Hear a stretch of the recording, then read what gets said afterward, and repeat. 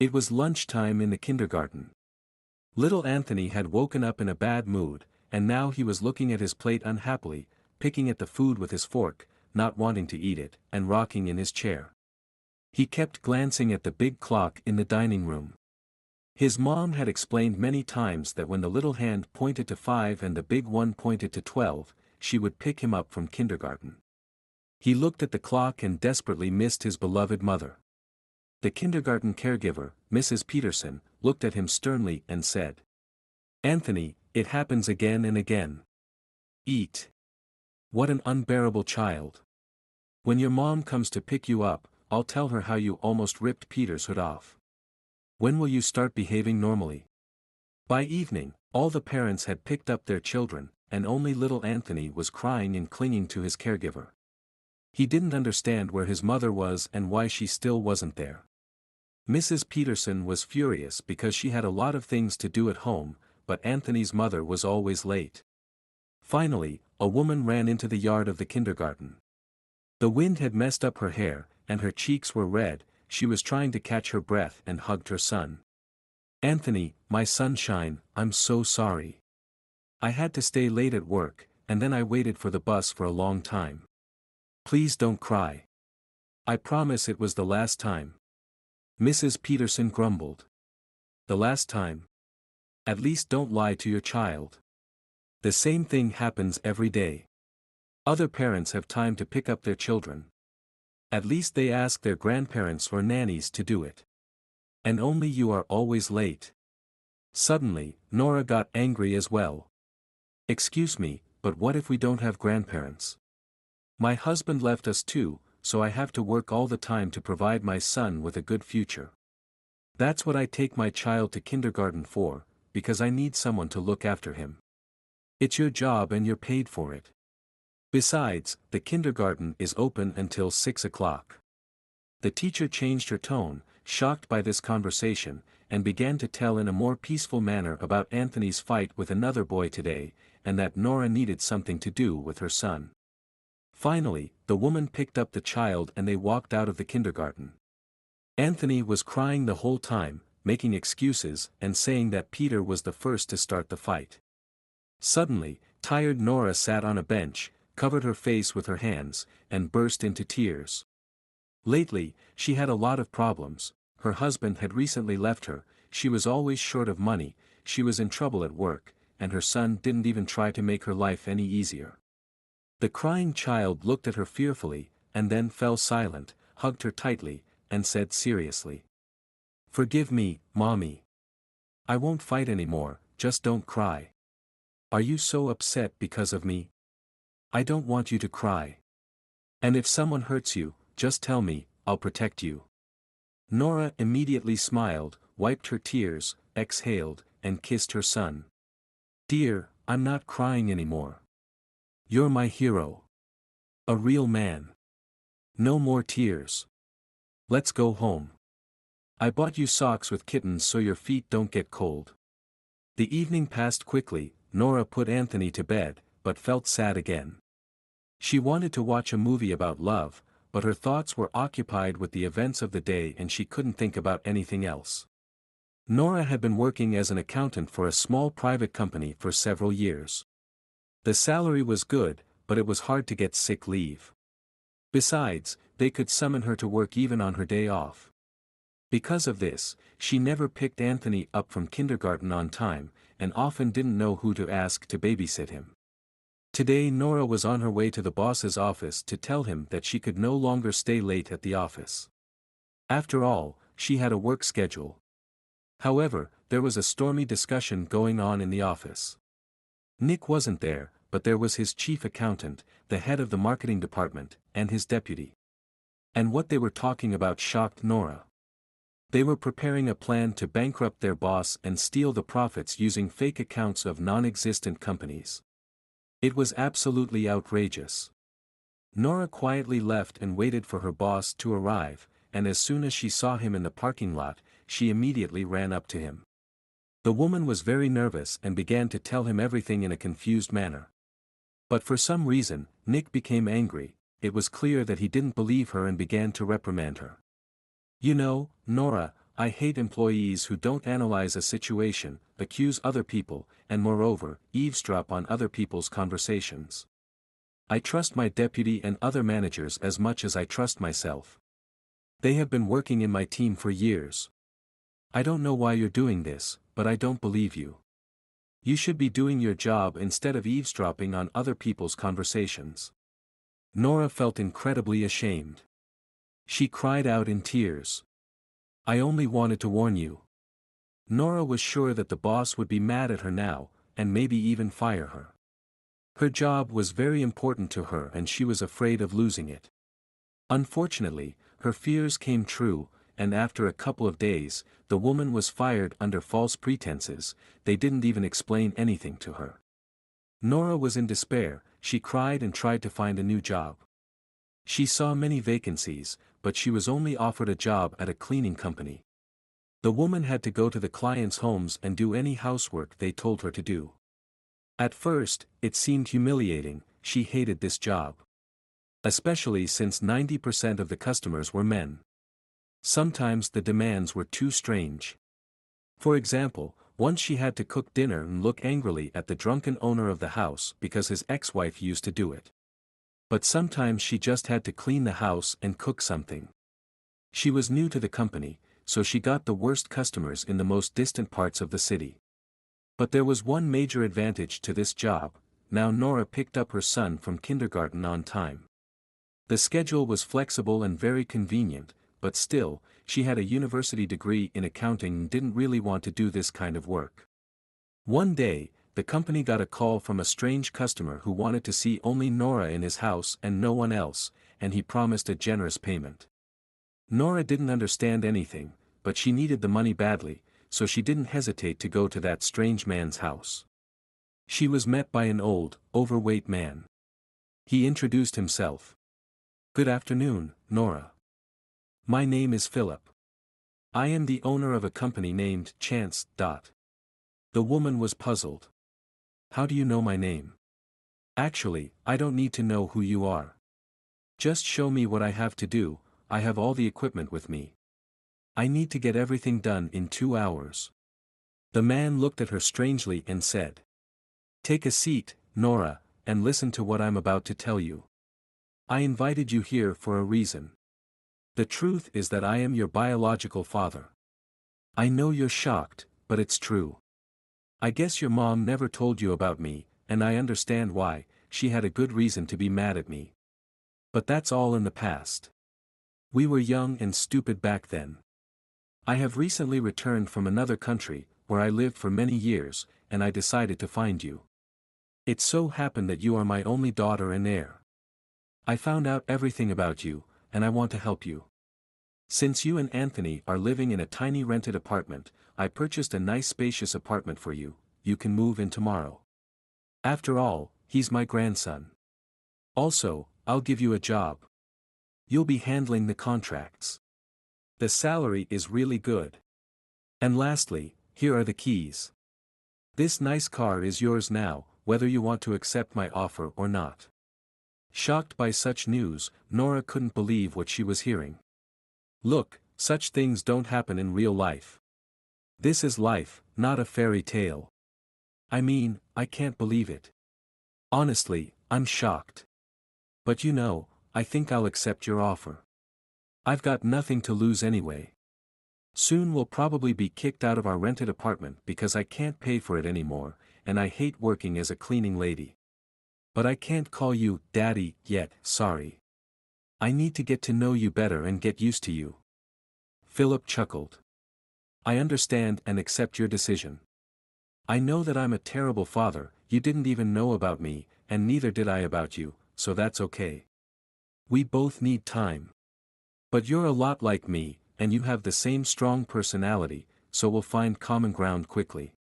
So, when should I send a driver? I think you should move into your new apartment today. So, Nora started working at her father's company.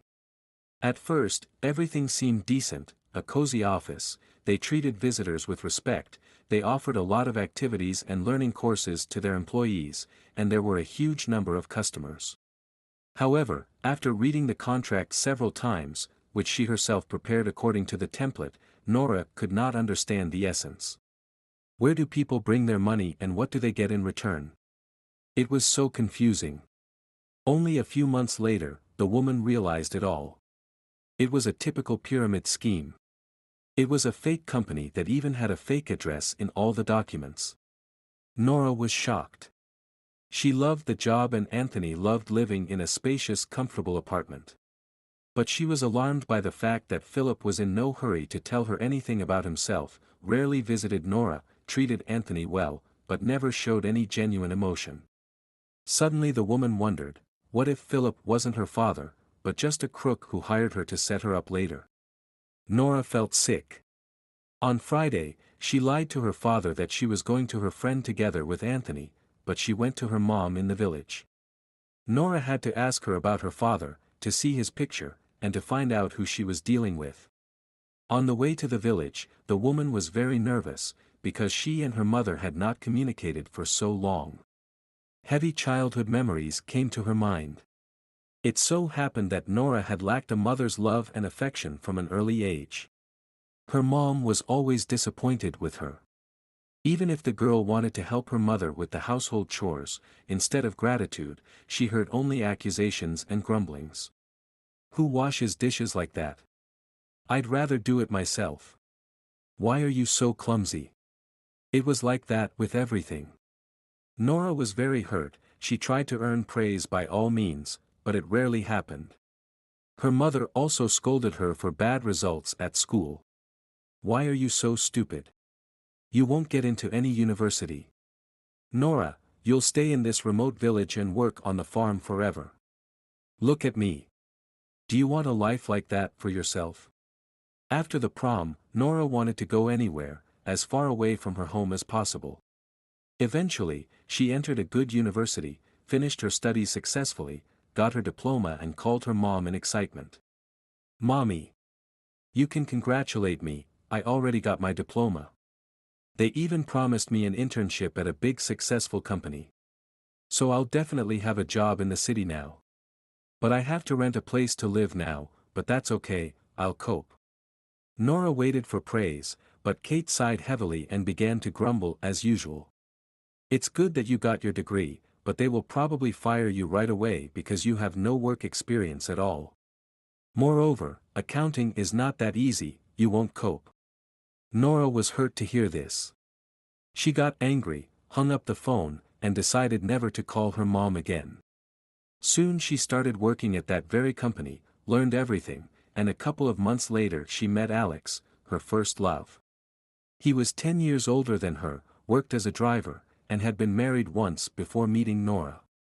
The man always complained that his first wife was sloppy, and constantly demanded something from him, so he divorced that terrible woman.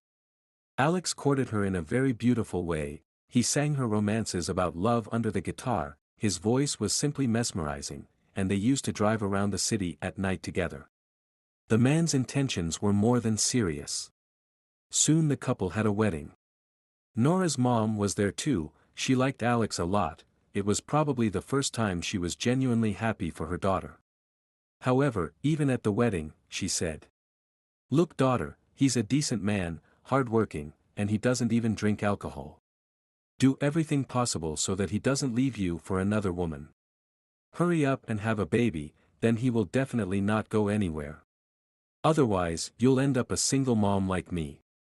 Do you have any idea how hard that is?" They began to live in Alex's apartment. At first, everything was fine, love, tenderness, an interesting life full of bright emotions. Soon Nora got pregnant and was very happy about it. She gave birth to a son. Alex was very happy and helped her with everything. The baby was healthy and calm. It was a little difficult to cope with everything, but the couple was doing fine together. Everything changed when Alex decided to buy an expensive car. Both spouses had average salaries, and it was unrealistic to save that much money. Then Alex decided to change his job and started traveling to other cities. He was paid decently for each trip, but Nora didn't like such a life. Now she had to take care of the baby and the apartment alone, she missed her husband and was always nervous. Nora and Alex started fighting all the time. Soon, the woman began to notice that Alex returned from his trips in a very strange condition, often quarreling, and his income decreased a lot. Anthony missed his daddy a lot, talked non-stop, and hugged him, but Alex didn't want to play with the baby and only grumbled. "Nora, take the baby away. I'm very tired, let me get some rest." The woman was angry too. "What are you tired of? Do you think I spend all day resting? Do you know how hard it is for me to cope with everything alone? I can't even leave Anthony alone for a minute. Alex, I don't recognize you. We haven't seen each other for a week and you didn't even kiss me when we met. Maybe you have another woman?" The man looked at Nora in a strange way, lowered his gaze, and said, "Honey, don't talk nonsense. Come to me, I will kiss you. What's for dinner today?" However, Nora's gut didn't deceive her, and one day Alex came home with another woman and calmly said, "This is Lisa, we love each other and she will be living here now." "I'm sorry, Nora, but we're getting a divorce." The woman was shocked and tried to object. "Wait, what do you mean she'll be living here? What about Anthony and I? Where are we going to go?" "Alex, come to your senses. What the hell are you doing? Kick this woman out of here. We're a family. We have a son. I just don't believe you would do this to me and Anthony." But Nora's spouse responded sharply. "Nora, calm down. This is my apartment, you have nothing to do with it. I'm sorry, but you have to leave. We're not a family anymore, we're just strangers. Every time I come home, you start grumbling and fighting. You and I don't remember what love is anymore. I'm not kicking you out right now. Rent an apartment and then move out, I'll pay for the first month. I'll pay child support too, I'm not giving up my son. Don't you get it? With Lisa, I feel like a real man. She truly loves me, she's not like you." Nora cried and packed her belongings. "No way. I'm not staying here for a second. I'm not going to live with you and your mistress in the same apartment. You know, Alex, later you'll realize what a mistake you made, but it'll be too late. I'll never forgive you." Little Anthony was crying loudly, he saw that Daddy and Mommy were fighting and felt something bad was happening. Nora was not going to give up and go back to her village, on the contrary, she stayed at her friend's house for a few days and then rented an apartment on the outskirts of the city. The divorce process was very stressful, the woman lost a lot of weight because of stress, and because now she was both dad and mom to her son. Gradually everything got better, except that Anthony missed his father very much, and Nora had problems with her job. It was the most difficult time in Nora's life and she really needed someone to support her. Nora was sure her mom would comfort her, help, and support her. But her mother only scolded her. "That's terrible. Nora, I knew you'd lose this wonderful man. You're a total disappointment. I can't even imagine how much you pissed him off that he took home another woman. How are you going to live now? Where will you get the money? I'm sure they'll fire you now. Who needs a single mom on maternity leave?"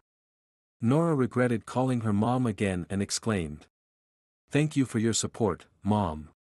Instead of encouraging me, you humiliated me again. I don't want to know anything about you anymore. You never even tried to understand me." After that incident, they didn't communicate for several years. Nora wanted to call her several times but stopped herself. And if her mother called her, she answered indifferently, letting her know she didn't want to talk to her. And now Nora was on her way to her village and was very anxious. How would their meeting go? Would her mother want to tell her about her father? Would she be happy to see her grandchild? Would she even let them into the house? Nora didn't want to communicate with her mom because of her bad temper. Kate had only seen her grandson, Anthony, a few times. And it made Granny very sad. Besides, she had a neighbor, Vivian, whose house was always crowded, and it made Kate even more sad. Vivian's grandchildren were visiting her very often. They had dinner together in the gazebo, her grandchildren hugged her and called her their beloved grandmother.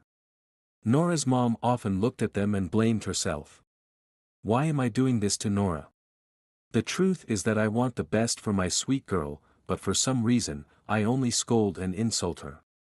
Her husband turned out to be a scoundrel, she was going through a painful divorce, I should have comforted her, called her home, and helped her, but all I did was blame her for the divorce.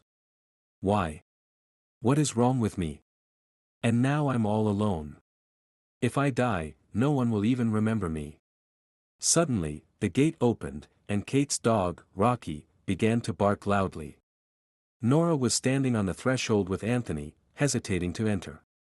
Kate got very excited, rushed to hug her daughter, and said through her tears, "Nora, sweetheart. You're here. I'm so happy. Anthony's so big already. It's been so long since I've seen you. Come inside, give me your bag. I've just made a pie and some chicken." Nora exhaled and smiled. "Hi Mom. Finally, you're happy instead of grumpy. We won't stay long, I have to go to work on Monday.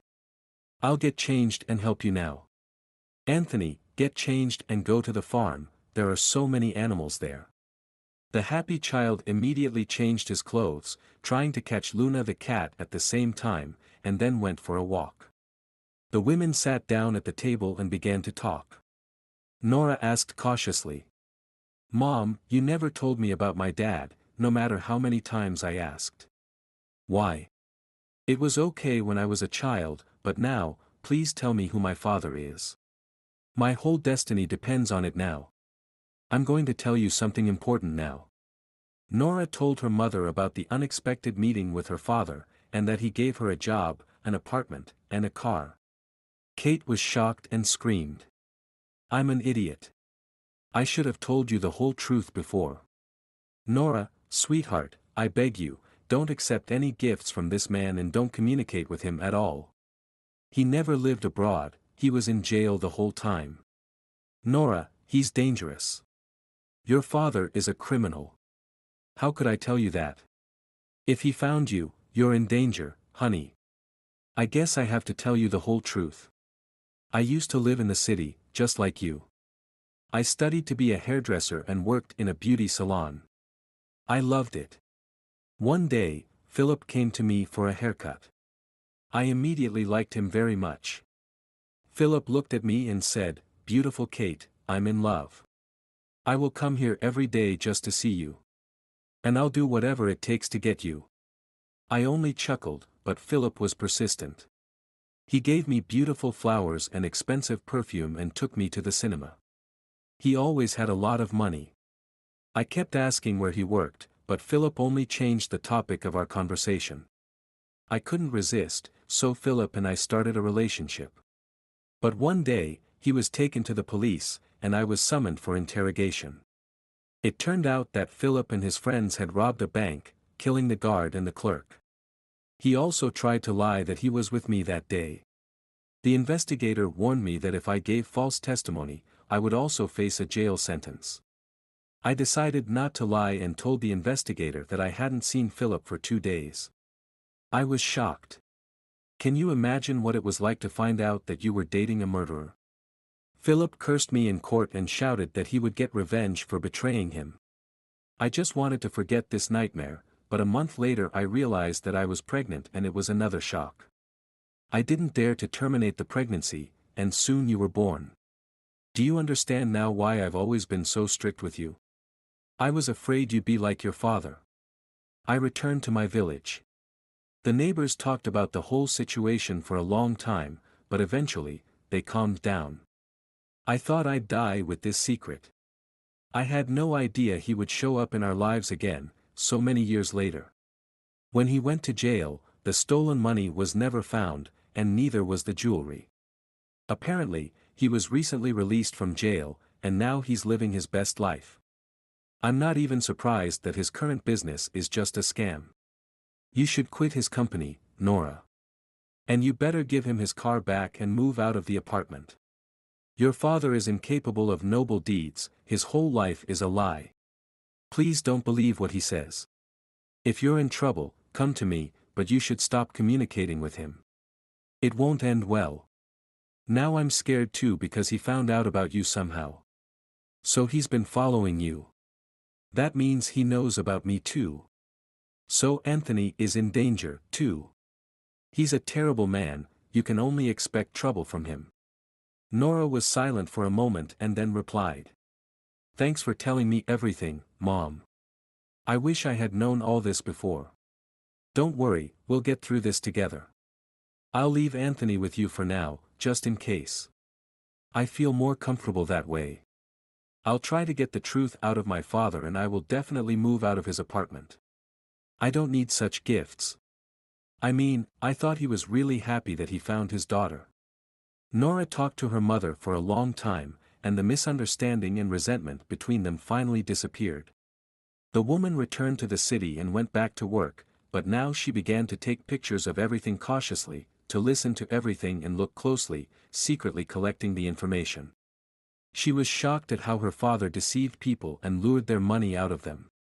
Many people have invested the last of their money, hoping to make a good profit, without realizing that they have already lost it all. Nora didn't want to be a part of it anymore and filed a letter of resignation. She went to her father's office and put her apartment and car keys on his desk. Philip was puzzled and asked. Nora, what's wrong? Have you decided to quit? But why? You're not satisfied with your salary. I'm paying you a lot. Or you don't like the apartment. I don't understand. The woman was shaking with anger. Dad, tell me, who are you? How, and most importantly, why did you find me? And what do you want from me? My mom told me everything, that you hate her and said you would take revenge. I don't believe you've suddenly developed fatherly feelings. Besides, it turned out that your business is nothing but a scam. You're deceiving people, and you involved me in all of this. I don't want that, Dad. I'm sorry, but this is the end of our communication. I have enough problems, and I don't want to add one more problem to my life. Philip's facial expression suddenly changed dramatically, his gaze became very angry, and he was almost shouting. Do you think I should be grateful to your mother? She was the one who helped put me in jail for a long time. Yes, I was very mad at her, and I really wanted revenge. But when I started looking for her, I found out about you. I have no children, I was severely ill in jail, and I will never have any heirs. When I found out about you, I just wanted to help you because I can, because you're my daughter. And about the company, I don't advise you to mess with it. If you don't want to work here, quit. I really just wanted to bond with you, but it didn't work out. So you can go, I'm not holding you back. And I'm not going to take revenge on you or your mother. Live any way you want. Nora ran out of the office. There was a violent storm in her soul. She had always wanted to know who her daddy was, dreaming that someday they would meet, that he would find her, and they would become best friends. But now it turned out that her daddy was in jail, that he was a murderer. He's scamming people, taking their last dime. So what is she supposed to do with it now? Call the police? Tell them everything? But he is her father. What if he really just wanted to help her? Nora went to the apartment she lived in out of habit and only then realized that she had already returned the keys to her father and left her suitcases in the storage room. The woman sat down on a bench in confusion and started looking for another apartment online on her phone. Suddenly, some stranger approached her and timidly called out to her. Good afternoon. May I sit down next to you? My name is Max. I saw that you lived in apartment number 38. Did you buy it? The thing is, this is my apartment, I've lived in it all my life.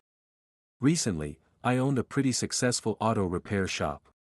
And then this jerk Philip showed up. He tried to persuade and then force me to sell him my business. I refused, and then he decided to kidnap me so that I would sign all the papers they wanted. So they took away my business and my apartment. At least they didn't kill me. However, they intimidated me, saying that if I went to the police, they would kill my sick mother. Now I live together with my mom in her apartment because I have almost no money. I work as a manager now, but I still come here sometimes. I saw you and decided to tell you everything. How did you manage to buy this apartment? Nora was shocked. Tears glistened in Max's eyes. She didn't doubt that he was telling the truth. She instantly felt ashamed of her father. What on earth was this? He had just ruined a man's life and would not be punished for it. No. The decision immediately came to her mind, and all doubts dissipated. The woman answered. My name is Nora. Unfortunately, Philip is my father, except I didn't know anything about him until recently. Now I regret that I met him. I only recently learned the whole truth about him, and the truth is terrible. You know, I believe you. We can't just leave it like this. Let's do the following: I'll rent a place, and hopefully get a job. I have about a week to do that. Then I have to pick up my son from his grandmother's. And then you and I will go to the police together. I have some dirt on him, and you'll also tell them everything you know. Maybe they'll help you get your apartment back. You're right, my father is a terrible man, and his crimes cannot go unpunished. I'll help you in any way I can, I promise. Max exclaimed. Look, Nora, come to the company where I work. Maybe there's an opening for you there. I'll text you the address now. Also, my mom's neighbor has an apartment for rent. I'll call her right now and find out everything. Thank you for your decision to help me. Suddenly, Nora's phone rang. It was the boss from her previous job, where she had been dismissed. Nick spoke confusedly. Nora, I'm glad you answered the call. I'm sorry. I didn't believe you right away, and I kicked you out of my company. But it turned out that you were right. My most loyal employees almost bankrupted me. But thanks to your words, I was alert and didn't sign the papers. They're all fired. And I'm very grateful to you. It turned out that you saved my business, and my life in general. Nora, please come back. You're a very valuable employee. I can't cope without you. I promise, no more extra hours and no more calls on weekends. Nora was very excited and immediately agreed. She smiled. Well, the job issue has been solved. I'm so glad. I was so worried because it's hard to find a good job in my specialty. So, what's left is to find an apartment and then we'll go to the police. It's very hard for me to file a report against my father, but what he's doing is terrible. No one has the right to ruin people's lives and deprive them of money. At the police station, they talked to the investigator, Rowan. When he heard the whole story and looked at the dirt Nora had given him, he whistled. As soon as Philip got out of jail, he started all over again. Apparently, he is deceiving innocent people again. No, there will be no mercy for him this time.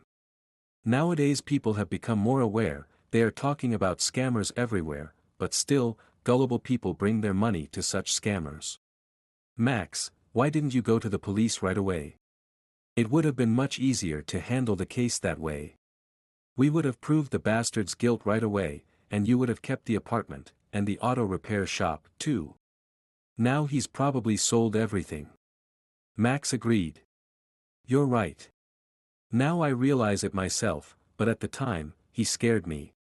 I had only seen such things in movies. I was scared, so I signed everything they demanded. I wondered how he managed to bring the notary to those abandoned garages. By the way, I still remember his last name. Even notaries have become wicked, they work for criminals. The investigator nodded. It's good that you remember the last name of that notary. But I think the notary was fake, too. Nowadays, no notary would want to ruin his reputation like that. Anyway, we'll figure it out. We will arrest this scoundrel today, I promise you that. Nora, thank you. I realize you had a difficult choice to make. Thank you for choosing the side of good instead of evil. Philip was arrested, as well as his fictitious company. Together with him, several other organizers were arrested. They also found the notary. He turned out to be a convicted person, so the deal was declared invalid, and the apartment was returned to its previous owner. Now, Philip was not only accused of fraud but also of crimes against Max. Nora was also summoned to court to testify. It was probably the most difficult ordeal for her. She told everything she knew, and her father whispered angrily, looking at her. "She's such a fool. I only wanted to make her rich and happy, but she betrayed her father. She's the same hooker as her mother. I hate them both. I should have gotten revenge on them. I relaxed too soon and decided to play the family game." Philip went to jail for years, and Nora called her mom and said in a trembling voice, "Mom, father went to jail again. There was a trial today. You know, I feel so crappy because I testified against my father. He looked at me with such hatred." The woman sighed and replied, "Don't worry, sweetie, and don't torture yourself, you did the right thing." Philip always thought only about money. He was obsessed with a beautiful life, but he didn't want to work or achieve anything. He didn't care about people. He was ready to commit the most cruel crimes just to get more money. And he didn't really love me, I don't think so. He was just having fun, that's it. If your father really wanted to do something good for you, he would never involve you in a crime. So he belongs in jail. I'm even glad he's in jail. Now neither you, nor me, nor Anthony will be in any danger." Nora agreed with her mom and said, "Mommy, you know, I think I fell in love with Max, the guy whose business and apartment Dad took away. We're dating now. Please don't tell me it's not gonna work out. I hope now I'll finally get lucky and we'll be together." Kate replied, "No, daughter, I won't say that. On the contrary, I wish you happiness. Let everything work out for you. I'm waiting for you all to visit." The relationship between Nora and Max started very quickly and unexpectedly. After the man got his apartment back, he immediately invited Nora to visit. The couple decided to celebrate that. Max bought a small airplane for little Anthony, made chicken in the oven, and set the table. They had dinner together like a real family. Anthony immediately liked Max. The child played with the man for a long time and then got tired and fell asleep on his lap. Nora was surprised. "You know, my son began to trust you very quickly, as if you've known each other for a long time. He misses a man's attention. My ex-husband has forgotten that Anthony exists. He doesn't even call him. But today, I noticed that Anthony has become a little happier. Thank you, Max. You're a wonderful man. Why are you single?" The man sighed and replied, "I don't even know what to say. I've had relationships in my life, I even almost got married once. But I've never really loved anyone. Believe it or not, I've never felt as good as I do with you. I guess I was always looking for someone like you, kind, gentle, for whom family always comes first. Nora, you know, we're not teenagers anymore. Why would we waste precious time dating? I can see that the feelings are mutual. Marry me. I have a good apartment and a job, maybe we can even save up some money and I can start my own business again. You'll help me with the paperwork and reports. I'll love Anthony, I'll never hurt him, don't worry. I'm not rushing you, think about it, but I'll always be there for you, just remember that." The woman hugged her fiancé and replied, "I have already made up my mind. I agree. Loneliness is a hard ordeal for a woman. I'm sure that everything will work out with you and me. You understand me like nobody else and support me in everything. I will never find a better husband." Max kissed Nora tenderly and whispered, "Then move in tomorrow, why delay? Anthony will be so happy. I'll teach him how to ride a bicycle." Nora moved in with her fiancé, and they began to live like a happy family. The woman even looked better, because now she was loved again. She rushed home from work, and always cooked something delicious to treat her family. Kate was also very happy for her. She quickly made friends with Max. They also visited Max's mom every weekend. The couple saved enough money during the year, and Max opened a car repair shop again. Gradually, the business was growing. It seemed that all the troubles in their lives were over, and there was only happiness and peace ahead. It would have been so, if it hadn't been for Nora's ex-husband, who showed up quite unexpectedly. The woman was leaving the office when she suddenly saw Alex on the porch. He looked really bad, he was nervous, lost a lot of weight. The man had a bouquet of crumpled flowers in his hands. Nora was surprised. Alex? What are you doing here? I'm not happy to see you. What do you want?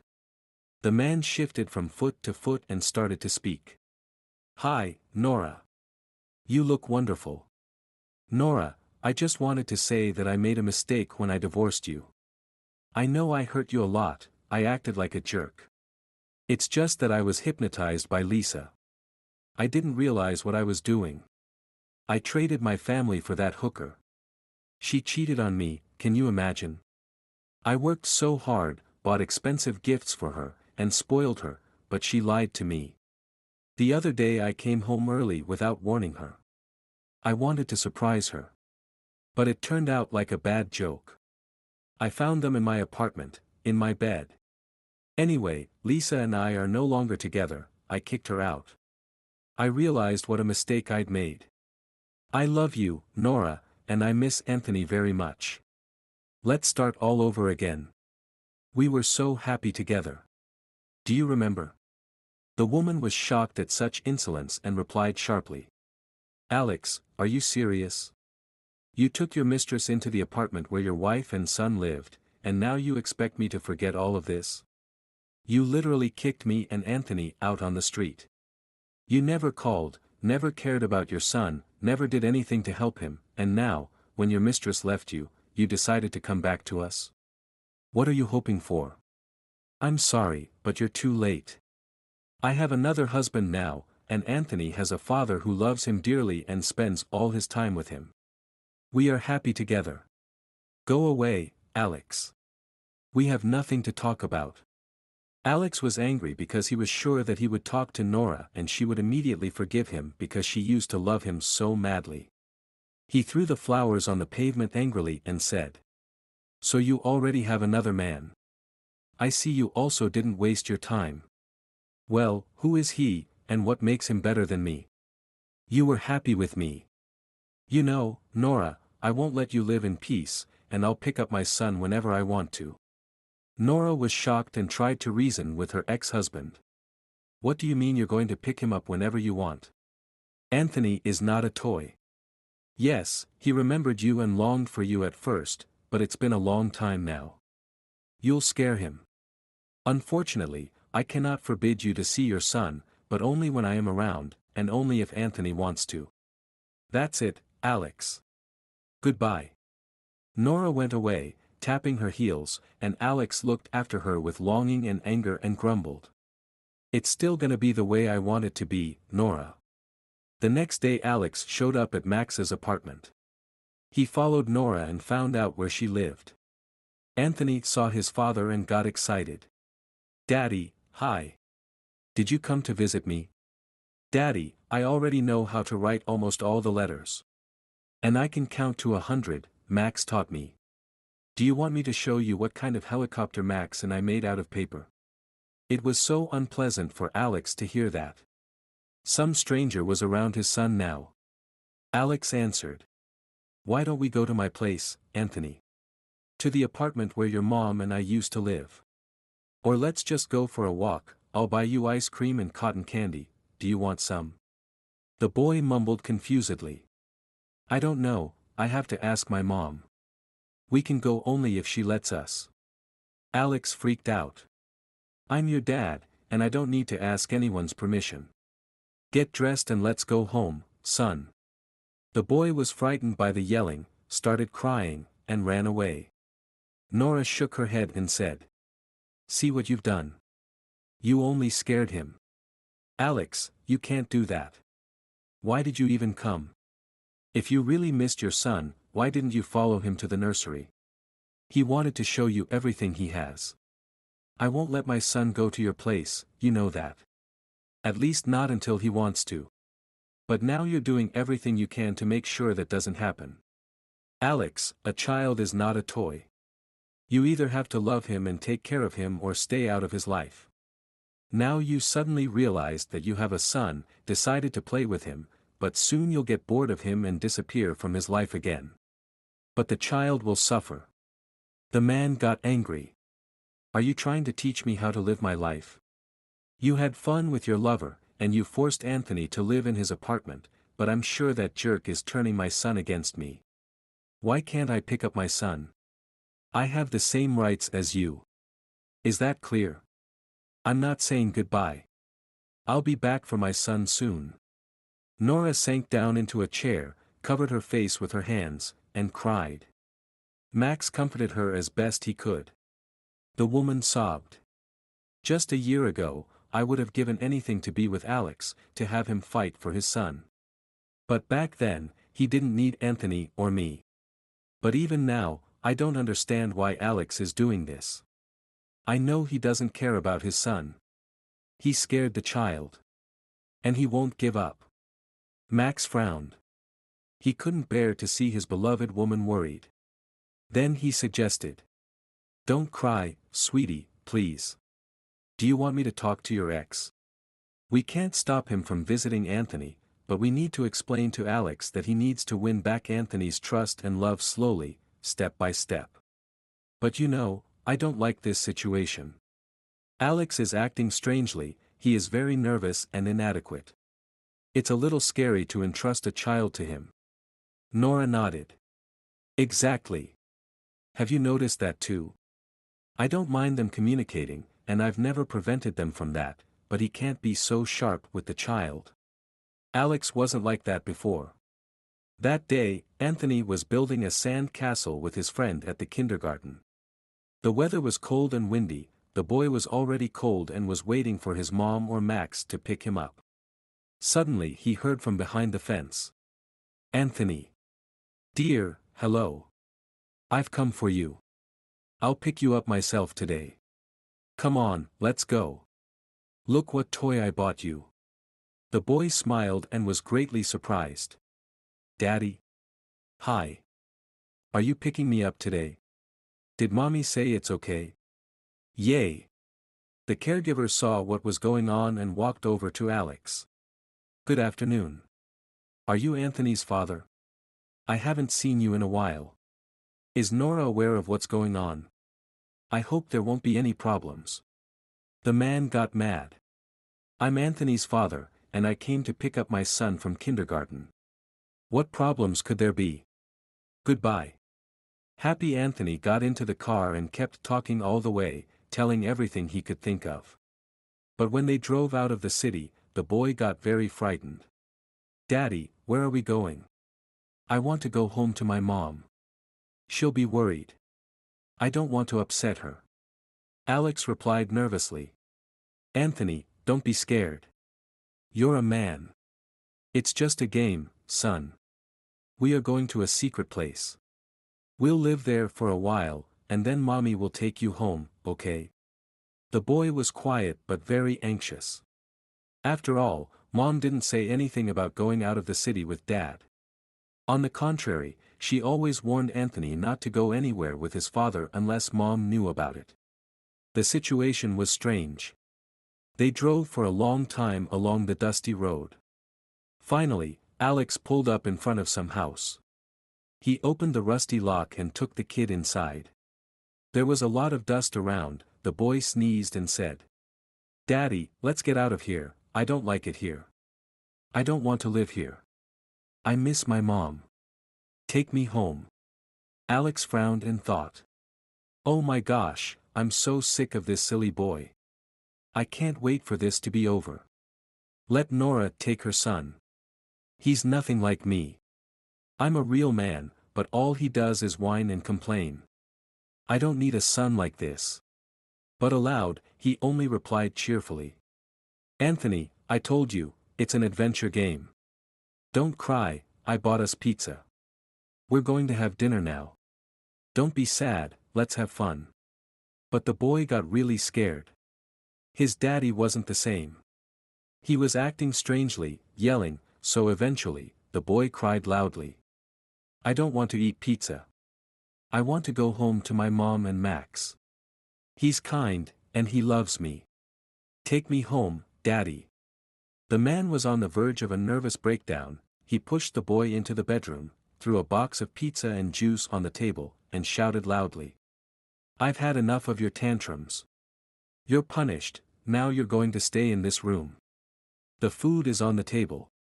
I have to leave. I'll be back soon. He locked up the crying child, went outside, and started dialing Nora's number. She must be looking for her son already. Alex, why did you take Anthony away? Why didn't you warn us? Give Anthony the phone and take him home now. Otherwise, I'm going to the police. What kind of stupid joke is this? The man coughed and replied indifferently. All right, Nora, listen to me. If you want to see your son again, bring $50,000 to the appointed place tomorrow. I'm in trouble, I need the money. If you go to the police, you won't see Anthony again. I took him far away, you won't be able to find him. Nora shouted. Now I see why you were doing it. You're a monster. Give the child back. Now. I thought you really missed your son, but you are just a jerk. Oh, my goodness, my poor baby. Alex, come to your senses. Bring him back. But Alex dropped the call and laughed evilly, thinking to himself. Done. Tomorrow, that stupid hooker will give me the money to get Anthony back. I'll be rich and leave this city forever. And no one will find me. The man filled the syringe with liquid with his trembling hands and injected himself. His whole body immediately relaxed and he felt good. In fact, Lisa had never cheated on Alex, he had made it all up and deliberately lied. He just got really sick and tired of her, so he kicked her out. His whole life was slowly falling apart after he divorced Nora. First, he wrecked the car, and his boss told him to pay a huge fine. Needless to say, he didn't have that amount of money, so the man began to think about where to get the money. That's when his old friend showed up in his life. He gave Alex the money. Alex quickly paid off his debt, but he was fired from his job. But his friend helped him again, he gave him a job, except that it was a job as a drug courier. And instead of his first paycheck, his friend gave Alex some drugs. That was it, Alex's life was completely ruined. Alex paid back the money his friend gave him within a month and even wanted to give up drugs. But he couldn't. His addiction had completely consumed him, and when he had no money for another dose, he decided to kidnap his own son, having learned that Nora lived with a rich entrepreneur. The man planned to get the money and go far away, where neither his friend or the police would find him. He was not going to raise his son, and he realized that it was no longer possible considering his lifestyle. Nora was going crazy with anxiety, she was crying all the time and didn't understand where to look for her little boy. Max urged her to go to the police. Honey, look, where's the guarantee that even if we give him the money, your ex-husband will let the child go? He's insane. We don't even know what he's thinking about. We can't risk Anthony's life. Let's go to the police. They helped me get my apartment back, and I'm sure they'll help us save Anthony. The woman agreed and they went to the police again and filed a report. The child kidnapping is a very serious case, but when the investigator found out that the child was with his biological father, he hesitated. Well, technically, the child is with his father. Alex has the right to communicate with his son, but the fact that he is demanding money is a crime. And we don't have much time. First, we're gonna try to track him through his phone. We don't know what your ex-husband is up to, but he's inadequate, which means the boy is in danger. Using modern technology, the location of the phone was found with an accuracy of a few meters. The police immediately headed to the right place. They realized that since Alex had not changed his phone for secrecy, he was not afraid of anything. When the police burst into the house, Alex was on drugs. They knocked down the bedroom door and rescued poor frightened Anthony. When he finally saw his mom, he rushed to her in tears. She kissed and hugged him. My dear boy, my sunshine. We found you. Baby, don't cry. Everything is over. Were you frightened? Yes, Mommy, I was very frightened. I didn't know where Daddy had taken me. He didn't hurt me, but he was acting strange, shouting, and then he locked me up. Why did he become like that, Mom? Why? He used to love me, I remember. Nora wiped her tears and didn't know what to say to her son. She didn't understand how Alex could do that either, how he could decide to kidnap his son. Max said quietly. Anthony, you know, your dad just got sick and doesn't really understand what he's doing. But he'll undergo treatment soon. Don't be afraid of anything, your dad won't come to you again. Besides, I will always be there for you and won't let anyone hurt you or your mom. Do you believe me? The boy believed. He calmed down and felt safe. Then he looked at Max in some mature way and asked. I don't want Daddy to come to me, I'm afraid of him. Max, can you become my daddy? Forever. You're not going to leave me and my mom like my dad, are you? I don't want my mom to cry. Nora couldn't stand it and cried again. Her son was only 6, but he was already talking about such serious things. Max felt as if everything inside of him was turned upside down because of the child's words. He took the boy in his arms and told him seriously.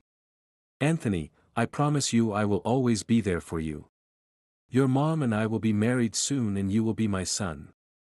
Thank you for believing me. I promise I won't let you down. Alex was forced to undergo compulsory treatment, and then there was a trial. He was too afraid to mention his friend and claimed he was the only one guilty. When his mind became more clear, the man even wanted to kill himself. He realized what he had done, that he had lost his son. How did it happen that he decided to trade his loving wife and son for another woman? Why?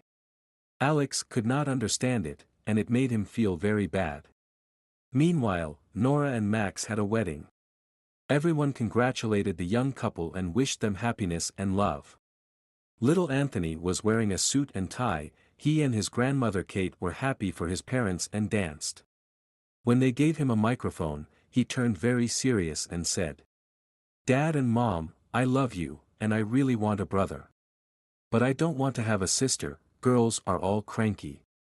Everyone laughed and shouted. Be happy. Max kissed his spouse and whispered. Anthony is right. But I want to have both a boy and a girl. Nora smiled and felt absolutely happy. They sipped some champagne and began to dance a waltz. Max turned out to be a great father and loving husband. He sincerely loved Anthony, and every night whispered to Nora how much he loved her and lovingly stroked her big belly. She had to go through a lot before she found her happiness. But she didn't regret what had happened to her. She was convinced that everything that happens is always for the best. All right, everyone's presentations are done. Nick, the manager, said as he tried to move the discussion forward. Excuse me, I haven't. I recently found out something. Nick interrupted me and began to speak. There's apparently someone in this department who didn't graduate high school and is just a part-timer. Meetings should be for employees only. Absolutely right. His lackey, Mike, of course, agreed with Nick. I'm leaving. After leaving the meeting room, I started to shut down my computer. I noticed that an email had arrived, not in my personal inbox, but in the company's shared email. Thinking, there's no point in speaking up, no one will listen, I went home quietly. The next day, I heard a commotion from Nick's desk. He was staring at his computer screen, his face pale. Nick! Is something wrong? Mike looked at the screen with him. And he turned even paler than Nick. Why is he so angry?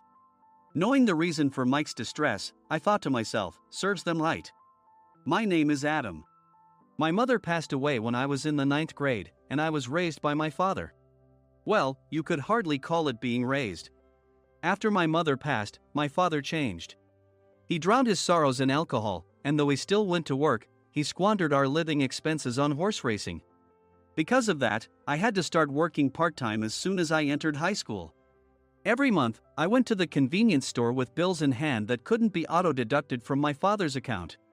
Even though I endured it because I didn't want to be alone, I reached my limit in my 2nd year of high school and dropped out. I found a live-in job at a distant inn. Thank you for everything. The day I left home, my father, still staring at the TV, spoke. Take care. That was our last conversation.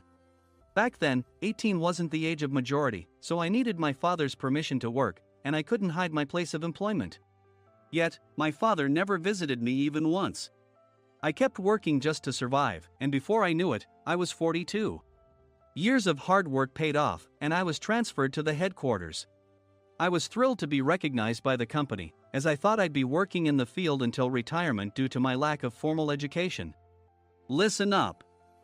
Our work can change the future of our employees. Don't drag us down. On my first day after the transfer, Nick, dressed in an expensive suit, spoke sternly. There was a reason for this. Our inn was located in a prominent tourist destination, known so well that everyone in the state could sing its commercial jingle. At its peak, we had 5 locations within the state. But that was long ago. Due to financial difficulties and aging facilities, only the place where I had worked for many years and the original establishment remained. I was prepared to lose my job anytime, but now there was a glimmer of hope. With the rise of social media, the tourist area where the inn was located started gaining attention again. Depending on how hard the sales department, where I was transferred, worked, we could either thrive or be forced to give up this prime location to the new hotel chains continuously popping up. For Nick, who had switched careers from another industry to strengthen our sales, this was a battle he couldn't afford to lose. I understood why he had to be strict. I will do my best. Nick sneered at my enthusiastic declaration. Did you not hear what I said? I'm sorry. I thought I was listening carefully. Out of habit from years of customer service, I apologized reflexively, though I had no idea what had offended him. Someone was watching me with a smirk. In this department, there are those who are expected to excel and those who have been shoved here because they have nowhere else to go. You are the latter. It was Mike, the section chief. He's 7 years younger, at 35. But he was called to headquarters much earlier than I was and had been moving around within the headquarters ever since. I'm not jealous, but I can't accept that he's my boss. Graduating from a prestigious university, he has an unusually high pride and caused many problems as a newbie, making things very difficult for me when I was the front desk leader. When I found out Mike was transferred to the sales department a month before me, I was disheartened. Mike is right. With just a middle school diploma, there's not much you can do. Don't even think about achieving results. As if I didn't exist, Nick remarked, I'm thirsty. Mike eagerly ran to the coffee maker. It seems Mike is Nick's lackey. I regretted being happy about my transfer to headquarters, wishing I had stayed on site forever. Send a direct mail to every company on this list by the end of the day. Nick only assigned me tasks that even a new graduate could handle. What? There are over 1,000 companies. You want me to send to all of them by today? Yes, if you and your fellow misfits split the work, even those with nowhere else to go should finish by today. I glanced at the employees typing away expressionlessly. They were worn out from customer service, only thinking about leaving on time, or were women reassigned after having children, with zero motivation for work. Even Sam, a new graduate from the same university as Mike, who was supposed to be among the expected achievers, had no enthusiasm for the job, having joined the company wanting to do customer service. I don't care what they say, I plan to quit anytime, he said. Only Nick and Mike were highly motivated, making all the decisions between the two of them. I originally only wanted to work at the inn to survive and had no particular attachment to this job. I swallowed my words, thinking I had no right to reprimand them. About a month after the transfer, Nick told us with a frustrated look. To commemorate the 50th anniversary, we've decided to create a plan exclusive for one group per day. Originally, Mike and I were supposed to come up with it, but our president, Mr. Thompson, insists on hearing everyone's opinions. So, you all get a chance. As Nick explained, Mike began handing out prints. Make sure not to embarrass Nick. If your ideas are half-baked, you'll have to redo them. It seemed that they had printed his handwritten notes by Mr. Thompson, which included several questions and a section for free responses. It made sense why Nick had to seek our input, given that all responses had to be submitted to Mr. Thompson. We were given a week to think about it, and a meeting was scheduled to compile our ideas. My plan is to let guests enjoy both the old and modern America. Nick began the presentations. Guests would watch a master confectioner at a nearby traditional sweet shop make sweets in front of them. The welcome drink would be premium tea in a bottle. Nick's plan was certainly attractive. After his presentation, Nick called on us to present in the order we were seated. Just as I stood up for my turn. "All right, everyone's presentations are done." "Excuse me, I haven't. I recently found out something." Nick interrupted me.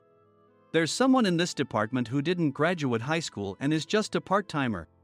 He was likely talking about me. I joined the company as a part-timer and was made a full-time employee when I turned 20. That was 20 years ago, so Nick and Mike probably had no chance to know until recently. Meetings should be for employees only. Absolutely right. After that, Nick kept creating opportunities to solicit everyone's opinions, purposefully excluding me from speaking. The meeting unexpectedly heated up and went past the scheduled end time. A few people asked to leave, and the discussion continued with the remaining few. "Still here?" Normally, you'd leave in that situation. Though I had no attachment to the job initially, hearing kind words from customers made me want to make them happier. For someone like me, with nowhere to go, the inn was my home and customer service was my life. I felt pathetic about my current self. "I'm leaving." I left the conference room and started shutting down my computer. I noticed an email had arrived, not in my personal inbox, but in the company's shared email. Thinking no one would listen to what I had to say anyway, I quietly went home. The next day, while preparing the DM as instructed, I heard a commotion from Nick's desk. In his haste to stand up, he hit his knee on the desk. He stared at his computer screen, his face pale. "Nick, what's wrong?" Mike, thinking he should be the first to rush over, approached Nick while still wearing his coat. He peered at the screen with Nick. And he turned even paler than Nick. Why is he so angry? Who is responsible for this company? Nick, more irritated than ever, asked, and Mike answered without checking. Probably Sam. Sam wasn't there because he was attending a morning training session for new hires. Nick gave up on getting angry and returned his gaze to the screen. They were looking at an email that arrived right after the end of the working day yesterday. Apparently, no one, including me, had checked it before leaving. The email was from a large company that used us for their annual employee trips. The president and executives of that company also frequently used our services personally. President of the company, Mr. Mason himself, had declared that neither he nor his company would ever use our services again. Well, some companies cancel their employee trips or stop using our services due to financial struggles. Let's just move on. Mike kept wiping the sweat from his forehead with a handkerchief. Knowing why Mike was so agitated, I quietly watched their interaction. Do you know how much revenue we get from that company? We can find other guests to fill the rooms, but we'll lose the banquet costs, gift shop revenue, rental car fees, and more. Moreover, the gifts were supposed to be prepared by the traditional confectionery shop involved in Nick's proposed plan. If it's known that we incurred such a huge loss at this critical time, Nick's position in the company would be jeopardized. Nick took a deep breath, seemingly trying to calm himself. All right, Mike. Go to New York right now and apologize to Mr. Mason. What? You're coming with me, right? I have urgent work to do. I trust you, which is why I'm entrusting this to you. Please. Mike, believing Nick's sincerity, agreed with a determined look on his face, saying, yes. That's Nick for you. Even if Mike went to apologize, Nick would shift all the blame onto him if the client didn't change their mind. Well, it was Mike's fault to begin with, so it served him right. About 3 hours later, Sam answered a call from somewhere and repeatedly apologized, saying, I'm very sorry. Everyone watched to see what was happening. After ending the call, he informed Nick with a weary tone. When Mike arrived at the client's company, he only made things worse, further infuriating Mr. Mason.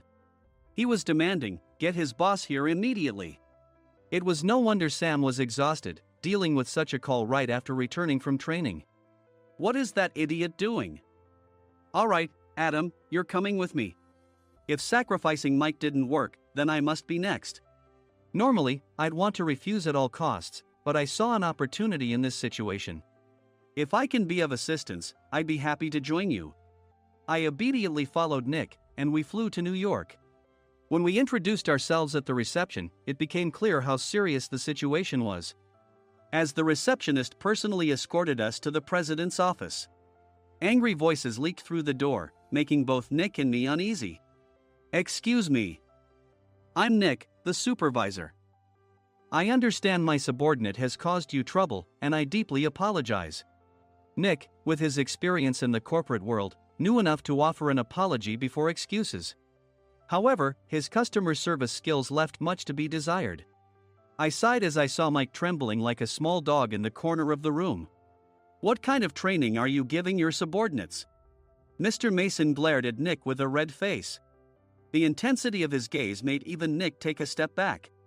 Regrettably, I joined this company only 2 years ago and was unaware of Mike's issues. I should have identified his shortcomings sooner. Indeed, I should have realized sooner. No sensible person would come to apologize and then give a lengthy presentation on the drawbacks of not using their in. Nick froze, his mouth slightly open. Suspecting the worst, I picked up the documents that had fallen to the floor. It seemed Mike hastily prepared these documents on the plane, listing the disadvantages. Disadvantage 1: if you change the venue for the company trip, employees might suspect it's for cost-cutting reasons, leading to a negative impression. Reading it aloud half-jokingly, Nick snatched the papers from my hand and checked the contents with a furious expression. Among the stack of documents was a receipt from a nearby convenience store's copy machine. I felt a pang of dread, hoping he hadn't shown the receipt as well. What do you think he said when I asked what kind of nerve he had to do this? I'm very sorry." Faced with the dire situation, Nick must have thought there was nothing left to do but apologize. In a voice smaller than I'd ever heard from him, he uttered words of apology. He said, "I'm a Harvard graduate. I don't believe I said anything wrong." "Mike, what have you done?" Forgetting his plan to pin the blame on Mike, Nick yelled loudly, even in front of Mr. Mason. "I didn't do anything wrong." "You're still saying that? Look at him." Mike pointed at me with a shaking hand. "I was assigned to headquarters in my 20s and now I'm a section chief. This guy only made it to headquarters at 42. Everything I've done proves I was right. So why are we losing the contract?" Having said his piece, Mike collapsed to the floor. "Of course. You were sent there because you had nowhere else to go."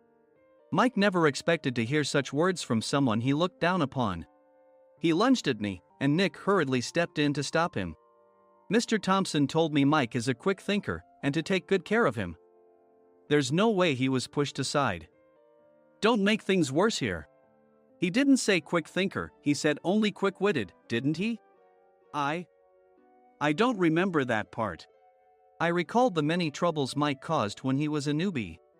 When Mike was on the front line, his pride was so high that he never apologized to customers. Customer service, especially in our job, doesn't work alone. It brings both good and bad situations. If the front staff or housekeepers made mistakes, or the cleaning company didn't properly clean a room, one had to apologize to the customers regardless of personal fault.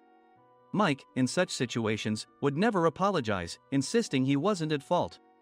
This often angered customers, and as the front desk leader, I frequently had to apologize on his behalf. He caused complaints and disrupted operations, which is why he was quickly moved to headquarters.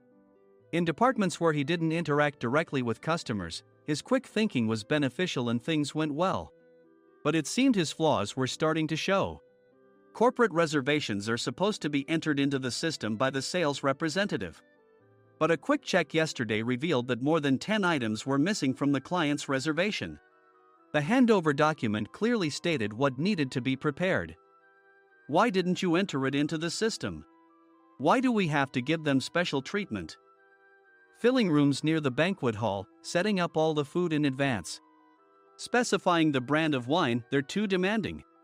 No wonder he always angered customers, I thought, feeling a headache coming on. Grouping them in rooms near the banquet hall is for our benefit too.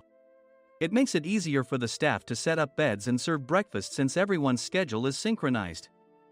As for the other requests, Mr. Mason suggested them to lighten our load. I didn't know that. Nick finally seemed to realize that Mike was the one who had angered the client. What did you say to them? I just told them we wouldn't give them special treatment anymore. We shouldn't waste effort on things that don't bring in money. I was utterly exasperated at his lack of understanding of customer service. Of course, we shouldn't comply with unreasonable demands. But carrying over successful practices from past stays makes customers feel remembered and enhances their experience. Good memories encourage repeat visits. That's part of our job. I looked down at Mike, who was sitting on the floor. In our job, nothing is a waste.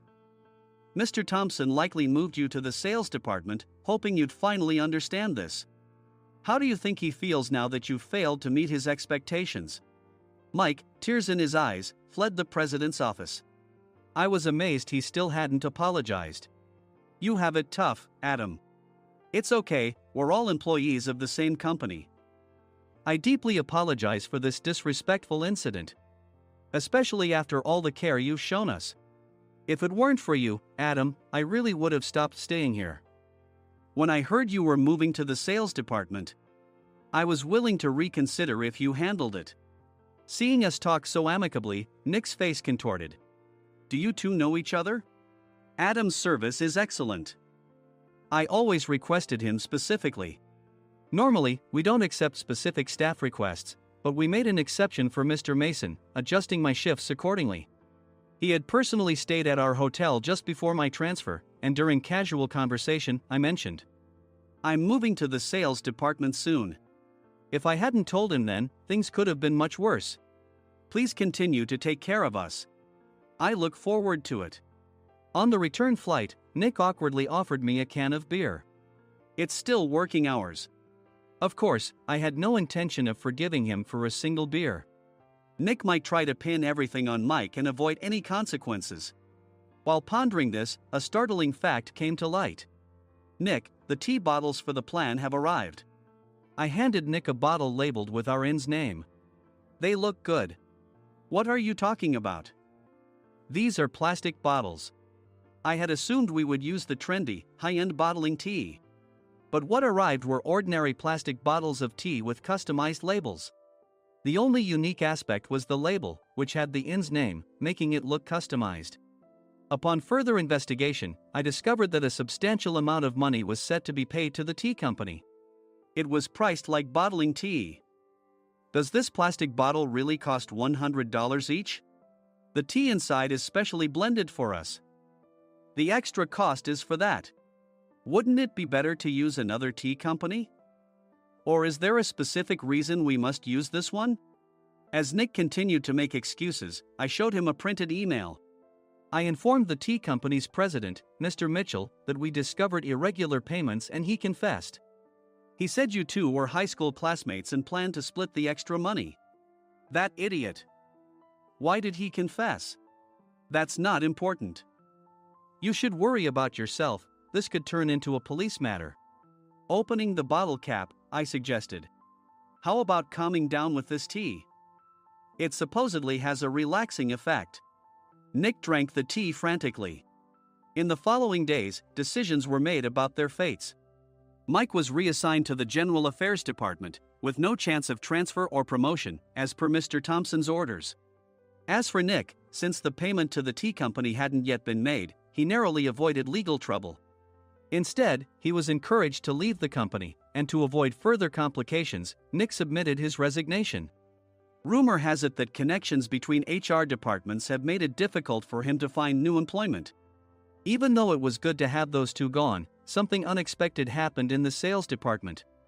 Everyone became motivated and united in refining the 50th anniversary plan. In the end, my plan was adopted. We collaborated with the Tourist Information Center to provide personalized guides. The plan, tailored to the number of guests, was truly special for the 50th anniversary. Hey, is Adam's family coming to stay? I immediately booked that special plan for my family. Sam noticed it on the reservation list and quickly picked up on it. Yes, I'm inviting my father. That's great. I might invite my parents too. I lacked the courage to face my father just as Adam. But here, with the confidence Mr. Mason praised, I felt ready. The 50th anniversary plan was a perfect opportunity to reconnect with my father. I hoped to bring back the days when we could laugh together as we once did.